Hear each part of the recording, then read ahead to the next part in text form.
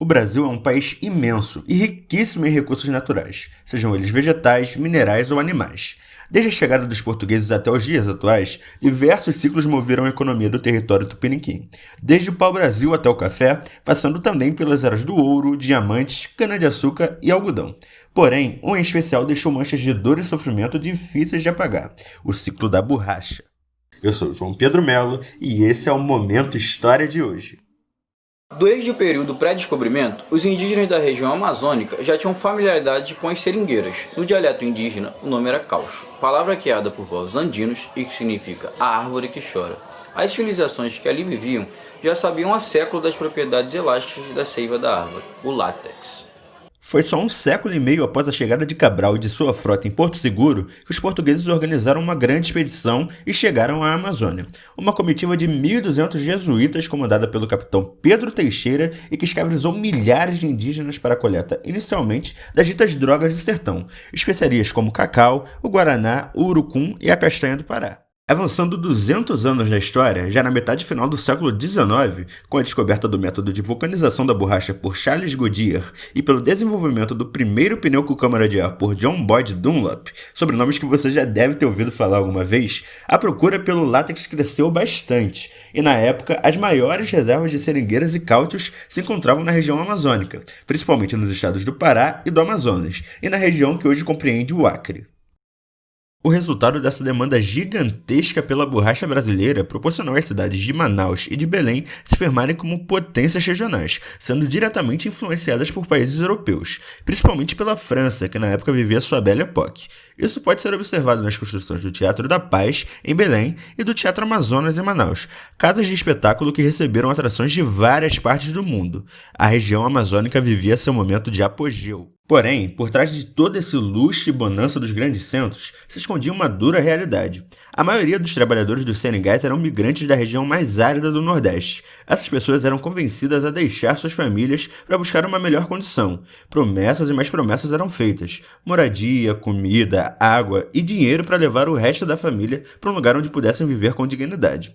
Ao chegarem nos seringais, a realidade era outra. Os novos seringueiros tinham que pagar os custos da viagem para o novo patrão e o seu salário era descontado com os mantimentos e os instrumentos básicos que eram usados na coleta do látex. Praticamente se pagava para trabalhar. Isso já em um momento em que, no papel, a escravidão já havia sido abolida.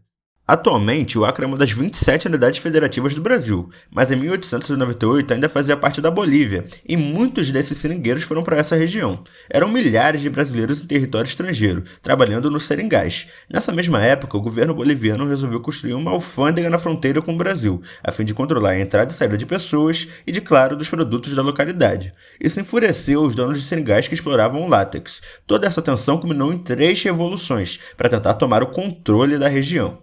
Além da exploração nas florestas, armas foram dadas nas mãos desses migrantes pouco instruídos, e eles foram colocados na linha de frente do confronto contra as forças bolivianas, mesmo sem ter nenhuma experiência militar, algo bem semelhante ao que aconteceu com os escravos na Guerra do Paraguai, encerrada 30 anos antes desse conflito.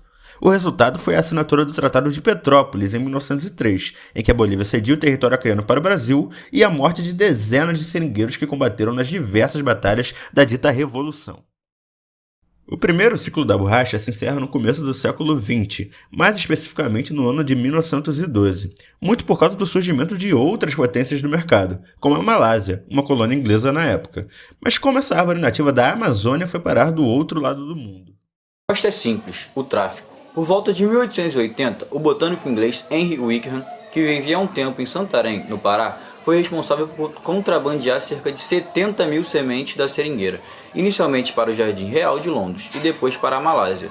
As primeiras plantas começaram a brotar em 1904 e com um método muito mais limpo e sustentável, além de mais barato. O país asiático se tornou rapidamente o maior exportador de borracha do mundo, superando até o Brasil e decretando o fim dessa era. Nos anos 40, com a Segunda Guerra Mundial a todo vapor e batalhas ao redor de todo o globo, a Malásia, que na época era posse britânica, foi invadida e dominada pelas forças do eixo, mais precisamente pelo Império do Japão. Com o maior produtor de borracha ocupado por inimigos de guerra, os Estados Unidos e os aliados europeus não veem outra alternativa a não ser voltar a comercializar com o Brasil. E assim se inicia o segundo ciclo da borracha. Com o aumento da procura, a pressão americana por matéria-prima para a indústria bélica e a ânsia de produzir e faturar cada vez mais, o então presidente da República Getúlio Vargas, em um acordo firmado com os Estados Unidos, começa a alistar compulsoriamente soldados e os envia para a Amazônia, a fim de trabalhar na extração do látex nos seringais da região. O chamado SENTA, sigla de Serviço Especial de Mobilização de Trabalhadores para a Amazônia, enviou cerca de 60 mil homens, novamente em sua grande maioria nordestinos, visto que o centro de operação se localizava em Fortaleza, no Ceará. De novo, o que se ouviu foram as mais diversas promessas, inclusive de que os soldados enviados para o norte receberiam as mesmas honras e direitos dos pracinhos que foram para a Itália nos frontes da Segunda Guerra. E novamente, ao chegar nos seringais, a realidade não era bem a prometida. Com o fim do conflito em 1945 e o encerramento dos acordos brasileiros com os americanos, essas pessoas ficaram entregues à própria sorte.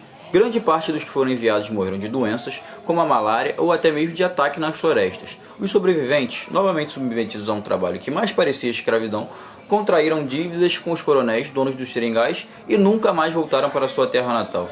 No início do regime militar, o governo ditatorial incentivou colonos e empresários do Sudeste, e principalmente do Sul do Brasil, a ocupar grandes espaços de terra na região amazônica, sob o discurso de unificação nacional.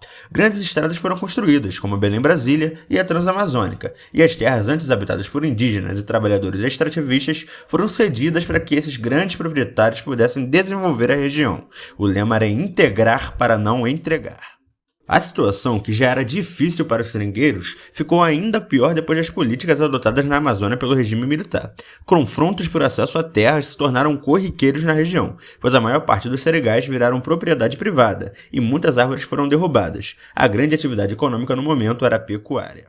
Isso culminou na ascensão de grandes líderes sindicais, o mais importante deles sendo Chico Mendes, mas isso aí é assunto para um outro programa. A borracha continua sendo até hoje o sustento de muitas famílias da região amazônica, porém seus ciclos foram marcados por uma triste ironia, uma história de manchas que nunca se apagarão.